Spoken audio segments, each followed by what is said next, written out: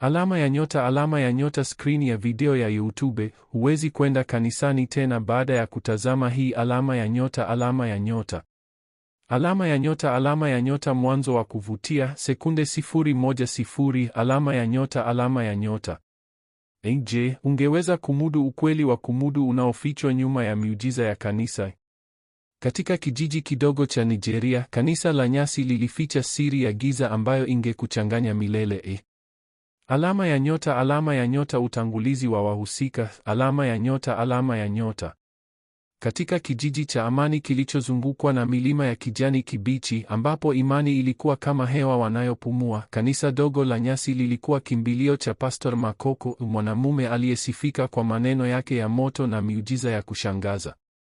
Macho yake yalikuwa kama kumudu roho yako, na sauti yake ilikuwa kama radi inayovunja kimya cha usiku.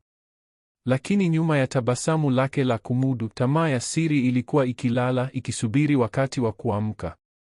Alikuwa na amri moja isiyoweza kupingwa: hufunga macho yako ninaposali, au shetani atakuchukua maono yako. Hofu ya maneno yake ilikuwa kama minyororo, ikifunga mioyo ya waliomudu. Kisha akaja Akin, msafiri mwenye moyo wa kuthubutu na akili iliyojaa shaka. Sio mfuasi wa miujiza ya haraka, alifika kijijini akiwa na nia ya kufichua ukweli wa Makoko. Moyo wake ulikuwa kama jiwe lisiloyumbishwa na maneno matamu, lakini hata yeye hakujua kwamba safari yake ingevunja kanisa la nyasi. Alama ya nyota, alama ya nyota. Maendeleo ya hadithi. Alama ya nyota, alama ya nyota. Siku moja, umati ulijaa kanisa la nyasi, sauti ya Makoko ikipaza nguvu kama ngurumo. Fungeni macho yenu, alipiga kelele, na wote waliufuata amri yake, huku mioyo yao ikidunda kwa hofu na imani. Lakini Akin amejiweka pembeni, aliacha jicho moja wazi, akimudu Pastor Makoko akikusanya sadaka, pesa, chakula na zawadi zilizotolewa kwa imani. Mikono yake ilikuwa ya haraka, kana kwamba anahofia mtu atachukua mali yake. Moyo wa Akin ulianza kupiga kwa nguvu. Je, huyu alikuwa mtumishi wa Mungu au mlaghai aliyejificha nyuma ya miujiza? Alama ya nyota, alama ya nyota. Cliffhanger moja. Alama ya nyota, alama ya nyota. Ghafla Makoko aligeukia Akin, macho yake yakimetameta kama moto wa jehanamu. Wewe mgeni, alifoka, sauti yake ikijaza kanisa hofu. Umevunja amri ya Mungu. Kesho hutaishi kuona jua. Umati ulijaa minong'ono ya woga, wengine wakiomba Akin atubu. Lakini Akin alisimama kimya, shaka zake zikizidi nguvu. Je, angeweza kuthibitisha kuwa Makoko ni mwongo, au laana ya pastor ingemudu kweli? Alama ya nyota, alama ya nyota. Mudu wa hisia. Alama ya nyota, alama ya nyota. Asubuhi iliyofuata kijiji kilishtuka. Akin alikuwa hai, akitembea sokoni kwa tabasamu, kana kwamba hakuna kitu kilichomtisha. Watu waliangaliana kwa mshangao, mioyo yao ikijaa mashaka. Je, Makoko alikosea? Waliulizana kwa sauti za chini.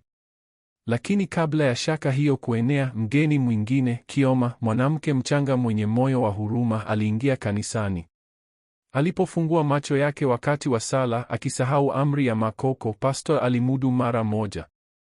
Sauti yako imepotea, alisema kwa nguvu. Hautasema tena mpaka utubu. Kioma alijaribu kulia, lakini kimya kilimudu koo lake. Alishika shingo yake, macho yake yakijaa hofu na machozi.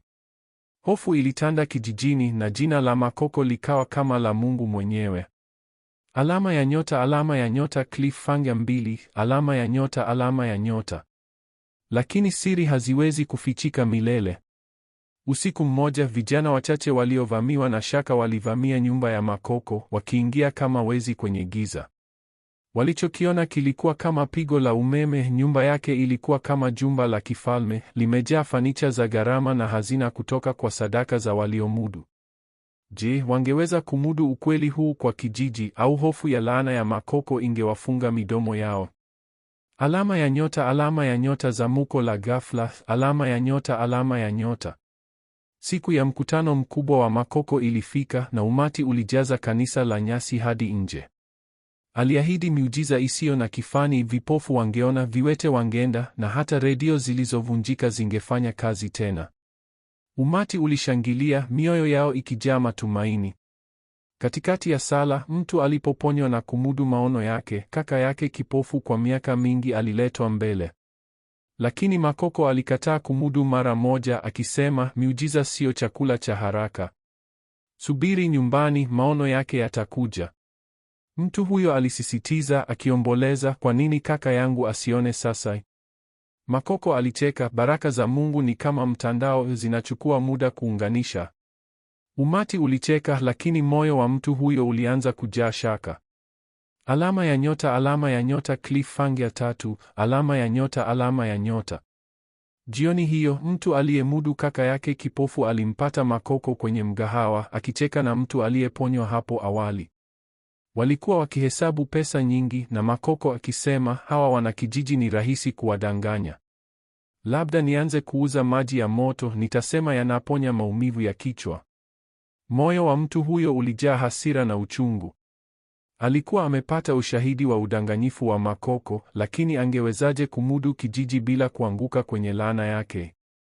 Alificha nyuma ya ukuta, akilia kwa siri, akijiuliza kama angeweza kumudu ukweli. Alama ya nyota, alama ya nyota. Zamuko la mwisho, alama ya nyota, alama ya nyota. Mchawi maarufu kutoka kijiji jirani alifika, akiwa na shaka kwamba nguvu za Makoko hazikuwa za Mungu, bali za uchawi wa giza. Wakati wa sala, alimudu nyoka mkubwa nyuma ya Makoko, akihama kama kivuli cha pastor.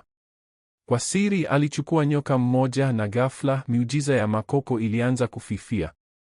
Walioponywa walirudi na maradhi yao, na sauti ya Makoko ilipoteza nguvu yake ya zamani. Mtu mwingine alimudu nyoka huyo akisali, akapiga kelele na kukimbia, hili sio kanisa la Mungu. Kuna nyoka nyuma ya pastor. Kijiji kilijaa hofu na ghasia, watu wakiulizana kama miujiza ya Makoko ilikuwa ya kweli au ilikuwa mchezo wa kumudu imani yao. Alama ya nyota, alama ya nyota. Mudu wa mwisho, alama ya nyota, alama ya nyota.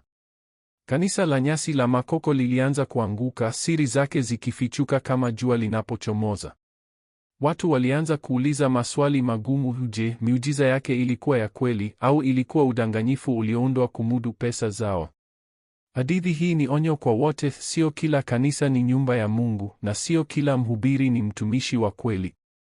Kabla ya kuingia kanisani, omba Mungu akuongoze na ujaribu roho ili uone kama ni za Mungu. Imani yako ni hazina, ilinde kwa hekima.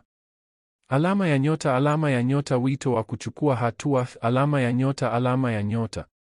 Ikiwa hadithi hii imekugusa moyo, chapa sala hii: Bwana, niongoze kwenye ukweli wako, unilinde na udanganyifu, na uiruhusu roho yako iongoze moyo wangu daima. Tazama sehemu inayofuata ili ujue nini kilitokea kwa Makoko na kijiji chake. Jisajili na kituo chetu kwa hadithi zaidi zinazokuvutia na kukufanya ujiulize kuhusu imani na ukweli. Alama ya nyota, alama ya nyota. Maelezo ya ziada: alama ya nyota, alama ya nyota. Skrini hii imehifadhi mandhari ya asili ya hadithi, ikilenga kumudu udanganyifu unaoweza kuwepo katika imani na jinsi ya kuwa makini. Hadithi imepanuliwa kidogo ili kuongeza maelezo ya hisia, mivutano na zamuko za ghafla, huku ikihifadhi urefu wa takriban sawa na asili. Lugha ya Kiswahili cha Tanzania imetumika kwa mtindo wa mazungumzo, wa kusimulia hadithi kwa njia ya kumudu na ya kihisia, ikifanya hadithi iwe ya karibu na watazamaji. Kila sehemu imekusudiwa kumudu hisia za watazamaji, kuongeza mvutano na kuwafanya waendelee kutazama hadi mwisho.